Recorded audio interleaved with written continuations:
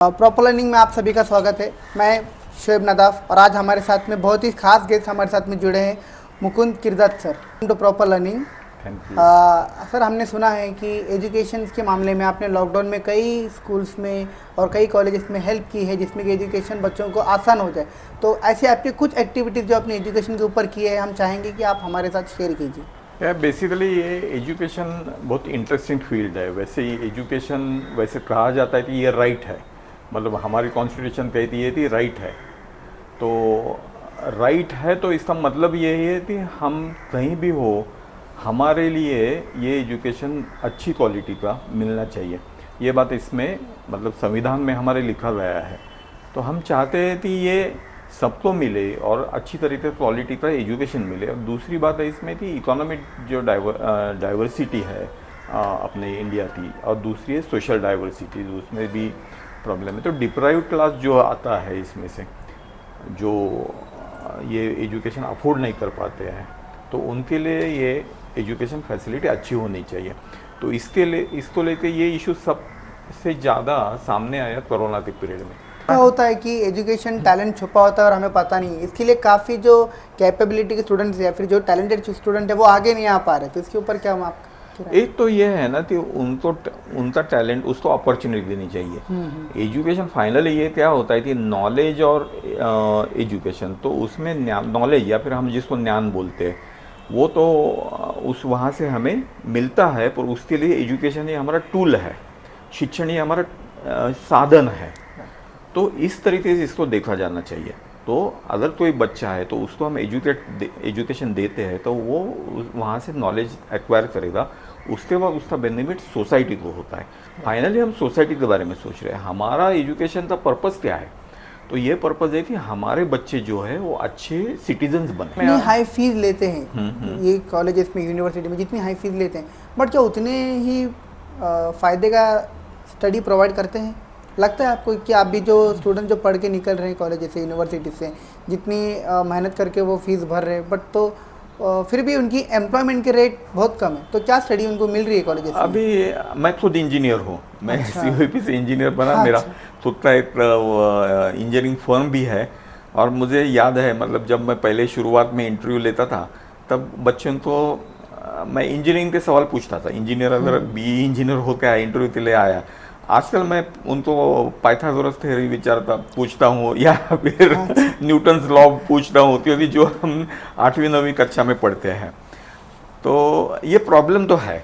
अभी ड्राइंग है, ड्राइंग समझना मुश्किल हो जाता है बच्चों को। हम कोई नट बोल्ट भी अगर उसके सामने रहते और बोले थे उसका ड्राइंग निकाले, तो इंजीनियर होते बावजूद उसको समझ में नहीं था। उसको हम बोलेंगे 1 इंच का कितना mm कन्वर्जन होता है, वो नहीं उसको आएगा। तो ये हालत हमारे इंजीनियरिंग के स्टूडेंट्स की है।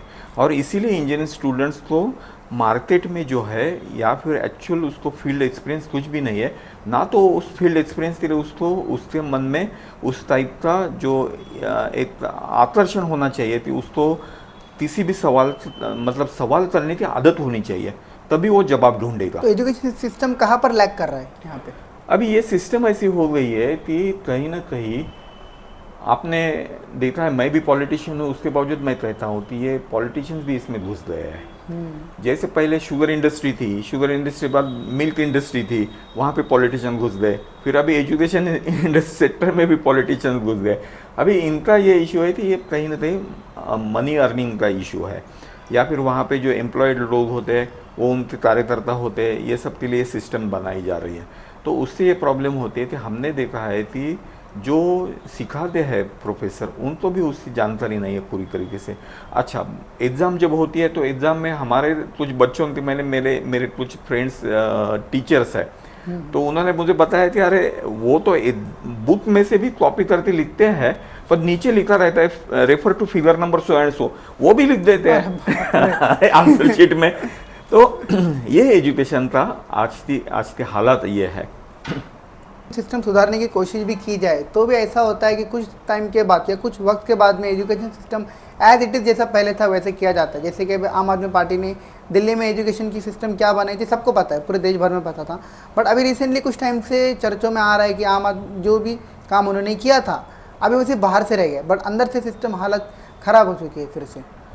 वैसे हालत ख़राब नहीं, पर उसमें कुछ इश्यूज है। जैसे इन्होंने क्या किया है कि कुछ रूल्स बने दिल्ली में, स्पेसिफिकली ये हुआ है कि सुप्रीम कोर्ट ने एक ऑर्डर दिया था कि सभी जो एम्प्लॉयमेंट या फिर वहाँ पे जो प्रशासन पे अधिकारी रहेंगे उनकी जो अपॉइंटमेंट रहेगी या ट्रांसफ़र रहेगी, ये सब जो राइट्स रहेंगे वो दिल्ली सरकार के हाथ में रहेंगे। बाद में ये लोकसभा में ये बिल लाया गया और सब राइट जो है वो एलजी, मतलब वहाँ पे गवर्नर जो होता है, जो सेंट्रल गवर्नमेंट अपॉइंट करता है, मतलब मोदी सरकार अपॉइंट करता है, उसके थ्रू उसकी वहाँ और राइट्स अप्लाई किए जाते हैं और ट्रांसफ़र के राइट उनके पास चले गए।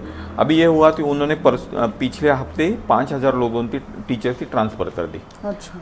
अभी दूसरी बात यह है कि जो ज़्यादातर पहले क्या हुआ, वो 3 स्टेप्स में एजुकेशन सिस्टम वहाँ पे सुधारी गई। गवर्नमेंट स्कूल बच्चे प्रीफर क्यों नहीं करते? मतलब गवर्नमेंट स्कूल में क्या फैसिलिटीज़ नहीं होती? अगर किसी के नहीं है फाइनेंशियल हालत कि वो प्राइवेट स्कूल को अफोर्ड कर पाए, फिर भी वो ट्राई करेगा कि वो अपने बच्चे को प्राइवेट स्कूल में ही डाले, गवर्नमेंट स्कूल अवॉइड ही करते। तो इसमें हम क्या इम्प्रूवमेंट कर सकते हैं, आपकी क्या राय? महाराष्ट्र में देखो, महाराष्ट्र में जो है एसएससी बोर्ड है। हाँ, एक तो इशू वो है बोर्ड को लेके, क्योंकि आपने जैसे बोला कि नीट और बाकी सब एग्ज़ाम में जो है बेसिक्स एजुकेशन की जो वहाँ पे जो बैकग्राउंड होनी चाहिए वो होती है सीबीएसई का सिलेबस। तो बच्चे भी ये या पेरेंट्स भी यही चाहते हैं कि उसको सीबीएसई या फिर इंटरनेशनल बोर्ड का एजुकेशन सिलेबस मिले। तो वो एक इशू है। हमारे यहाँ एसएससी बोर्ड है तो बच्चों को वही लगता है। दूसरी चीज़ है कि जो फैसिलिटीज़ है वहाँ पे टीचर्स है उनको प्रॉपरली जो सैलरीज नहीं दी जाती है। दूसरी चीज़ है उनको कॉन्ट्रैक्ट पे रखा जा रहा है आजकल। 10-15 हज़ार की सैलरी पे, 15 हज़ार की सैलरी पे उनको कॉन्ट्रैक्ट पे रखा जाता है, पूना जैसे स्मार्ट सिटी में। तो अभी 15 हज़ार में जो काम करने वाला है वो तो मिनिमम वेज एक्ट में चला जाता है। बराबर। तो वही मतलब गवर्नमेंट भी जितना कमाएगा तो उतना कमा रहा है ये टीचर। तो ये हालत महाराष्ट्र में हो रही है। और कॉन्ट्रैक्ट टाइप के जो टीचर्स है उनको लेके भी इश्यूज है। इसीलिए एक जगह यूनिवर्सिटी में जो उनको 7th पे कमीशन से सैलरी मिल रही है तो 90,000 के ऊपर सैलरी भी मिल रही है, और कुछ टीचर से उनको 15,000 20,000 की सैलरी मिल रही है। तो ये डिफरेंशिएशन बहुत क्रिएट हो रहा है। तो इस एजुकेशन में हम डेवलपमेंट नहीं देख पा रहे। हर चीज़ में आज इंडिया में डेवलपमेंट हो रही है। जैसे फॉर एग्जांपल के तौर पे पहले कंप्यूटर था, फिर लैपटॉप आए, अभी तो मोबाइल्स आ गए, राइट। हर चीज़ में डेवलपमेंट है, बट एजुकेशन की फील्ड में डेवलपमेंट नहीं है। फर्स्ट स्टेप अभी डेवलपमेंट का हुआ है वो है ऑनलाइन एजुकेशन। तो ऑनलाइन एजुकेशन के मामले में आपकी क्या राय है कि ऑनलाइन एजुकेशन जो है क्या वो हमारी जो पारंपरिक सिस्टम है उसके लिए खतरा वगैरह बन सकती है, ऐसा लगता है आपको? देखो, इसमें है कि हाइब्रिड मॉडल लाना पड़ेगा हमें। ना तो ये पारंपरिक जो आप बोल रहे हैं वो पॉसिबल है, ना तो पूरा ऑनलाइन भी पॉसिबल है। क्योंकि 2 चीज़ें इसमें दिक्कतें ये है कि पारंपरिक जो है उसमें आपका नॉलेज जो सिकुड़ जाता है, कम हो जाता है, मतलब उसकी लिमिटेशंस है। पहले मैं जब स्कूल में पढ़ा था ना तब मुझे बैडमिंटन वगैरह ये चीज़ें कुछ पता नहीं थी, और मुझे लगता है वो दूसरे क्लास के लिए होता है, दूसरे बच्चों के लिए होता है। हमारे लिए कबड्डी और खो खो वगैरह चीज़ें होती है।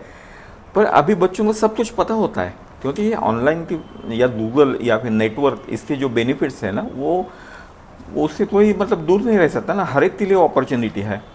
फाइनेंशियल वीक की वजह से जो स्टूडेंट एंट्रेंस एग्ज़ाम नहीं दे पाते या फिर एंट्रेंस एग्ज़ाम में अटक जाते हैं, फिर उनको प्रॉपर सिलेबस नहीं प्रोवाइड होता, तो उनको हमारी जो फर्म है प्रॉपर लर्निंग वो ऐसे जो हम प्रोवाइड करें, जैसे कि मैंने आपको रिसेंटली बताया कि क्या क्या हम उनको हेल्प आउट करेंगे। तो ये एक स्टार्ट के बारे में आपको कैसा लगता है? नहीं, ये बहुत ही बढ़िया है। प्रॉपर लर्निंग का जो ये कंसेप्ट है वो मुझे बहुत ही अच्छा लगा कि क्योंकि ये कोई एक ऐसे समाज के एक घटक के साथ जो बेनिफिट है वो देना चाहिए, वो हमारी जिम्मेदारी है, सोशल रिस्पॉन्सिबिलिटी है।